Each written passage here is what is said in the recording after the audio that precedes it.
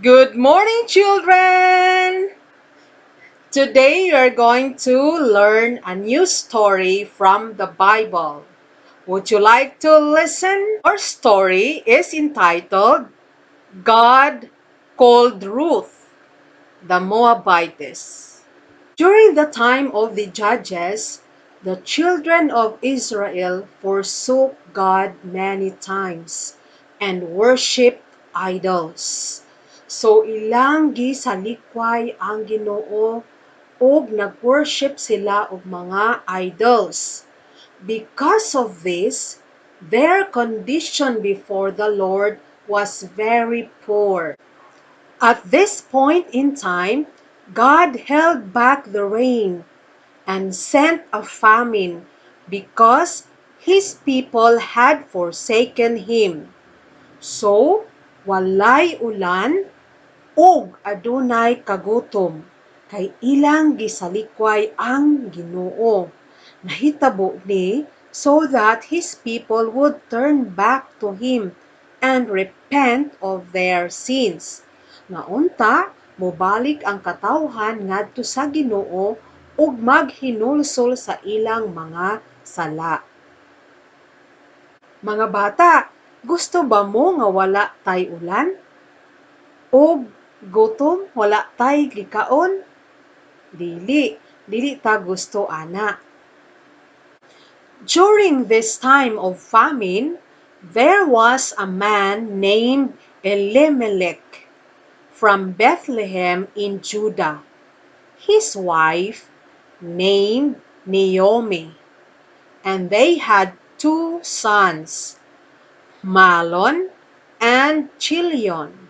Because of the famine in the land, Elimelech and his family went to live temporarily in the country of Moab. So, ni-transfer sila gikan sa Bethlehem paingon didto sa Moab. Unsa ni nga place ang Moab? Moab was a country located on the eastern borders of the Dead Sea. It was a place rejected and condemned by God. Why? Nganong gi-reject o gi-condemn sa Ginoo ang place nga Moab? Because it was a country of the descendants of Lot, who because of sin were not allowed to enter into the congregation of Jehovah.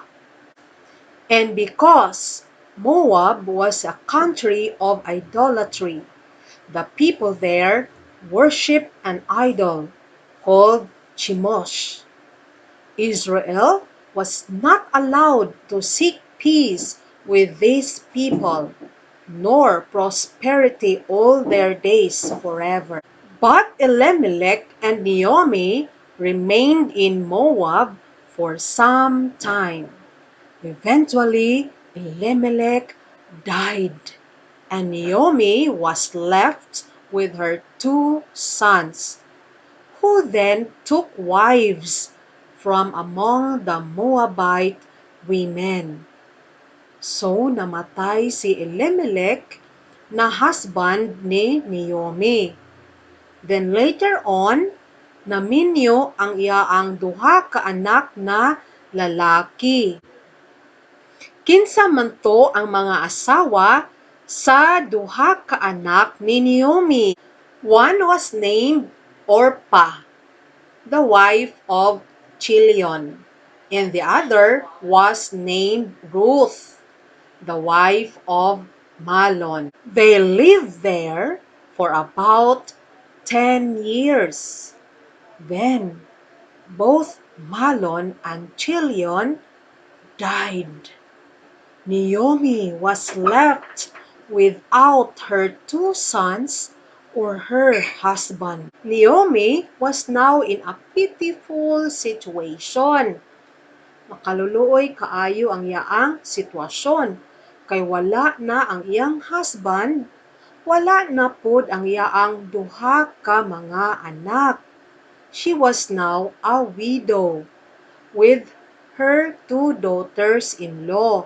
So, ang nabili na lang niya ang iyaang kauban kay ang duha niya ka daughters-in-law.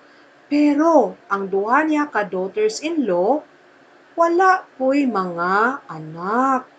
So makaluluoy kaayo ang ilang sitwasyon dito sa Moab. Then Naomi set to return to the land of Judah because she had heard that Jehovah had visited his people by giving them food. So Naomi advised both of her two daughters-in-law to stay in Moab with their own people and their families.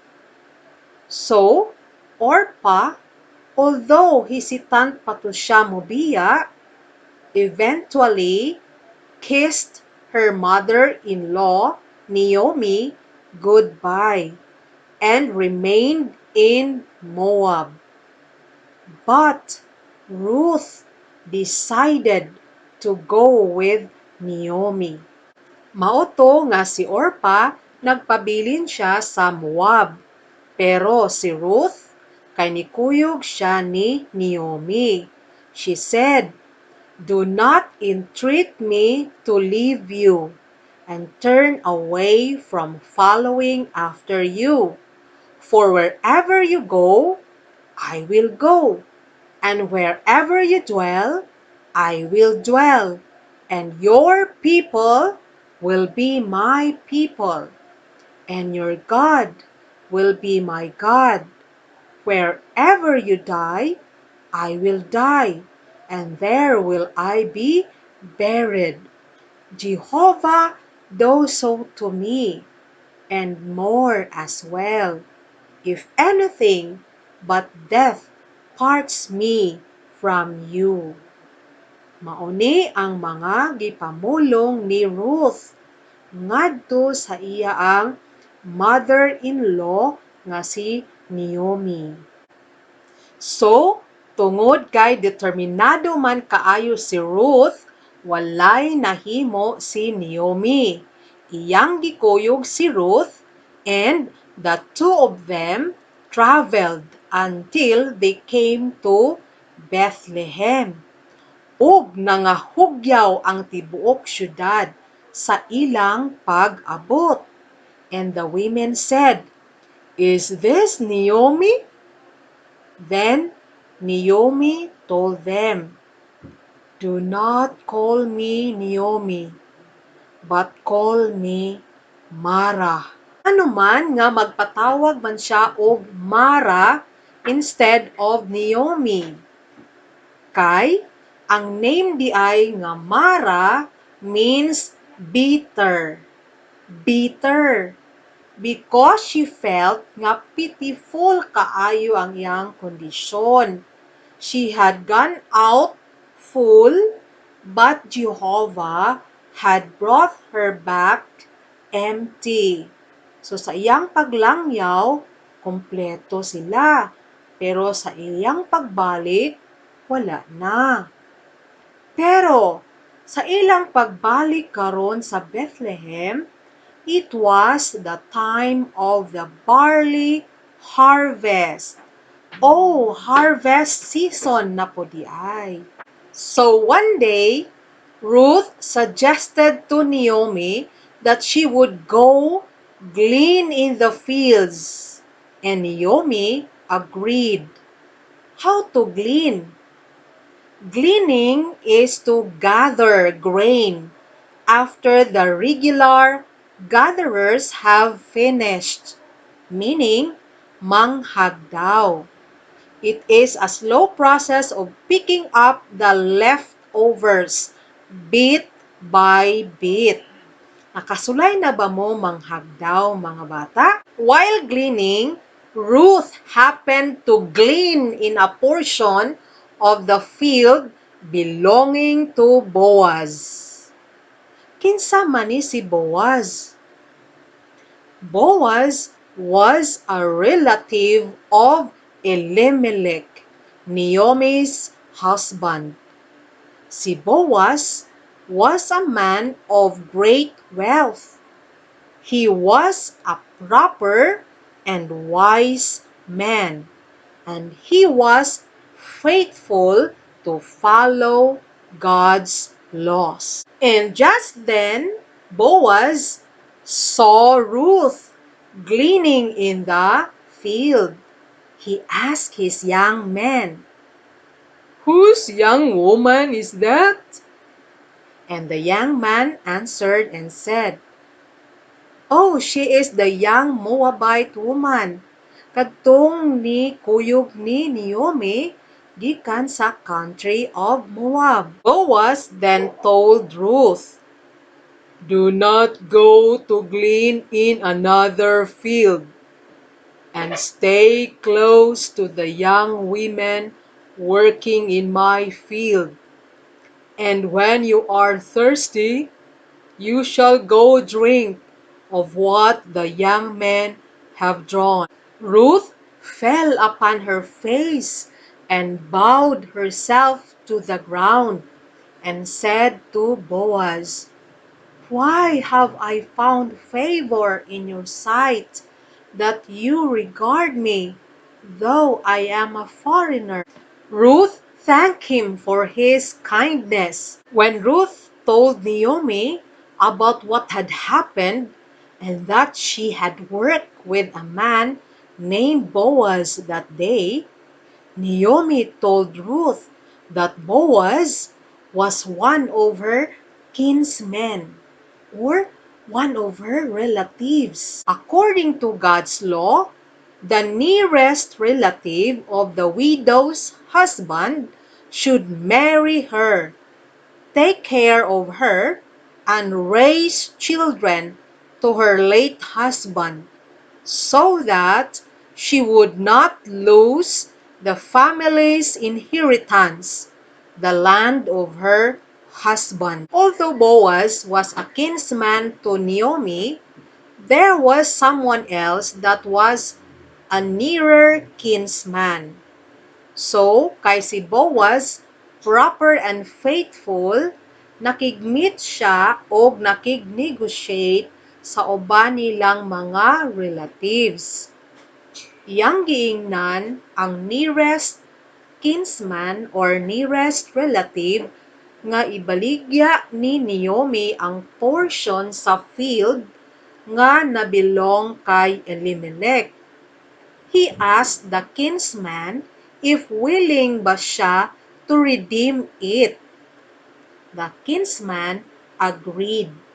Giingnan dayon siya ni Boaz that if he would buy Naomi's field, he must also acquire Ruth and raise up seed to her dead husband. This time, the nearest kinsman disagreed.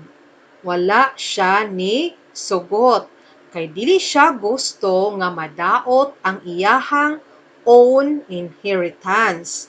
So, Boaz, as the next nearest kin, siya ang next nga closer relative, said that he would buy from Naomi all that was Elimelech's, and all that was Chilion's and Mahlon's. Furthermore, he would acquire Ruth, the wife of Mahlon, and he would raise up seed from the dead man, so he would not be cut off from among his brothers. So Boaz married Ruth, and she gave birth to a son. Naomi took care of the child and became his nurse.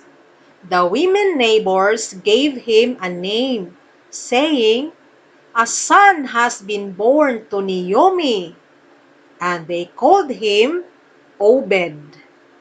So, si Obed ang anak nilang Boaz ug Ruth. Obed became the father of Jesse, who was the father of David, out from whose line Jesus Christ came. That's the end of our story today. Children, do you like it? I hope you like it. See you. Bye.